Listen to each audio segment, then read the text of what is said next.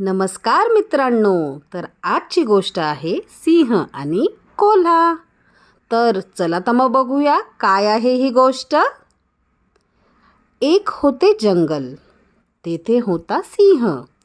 तो पडला आजारी. कोल्हा आला त्याला भेटायला. सिंह म्हणाला, मला भूक लागली, मी आजारी आहे, तू इथे जवळच शिकार शोध. लगेच निघतो, कोल्हा म्हणाला.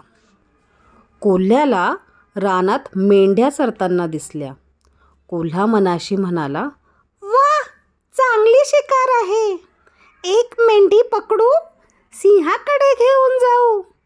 कोल्हा हळूहळू मेंढीजवळ जाऊ लागला. कुत्रा दुरून हे पाहत होता. कुत्रा कोल्ह्याच्या मागे धावला. कोल्हा वेगाने पळू लागला. कोल्हा मनाशीच म्हणाला, सुटलो बुवा एकदाचा. चला आता सिंहाकडे जाऊ. सिंह म्हणाला, काय रे, काय झालं, कुठे आहे शिकार?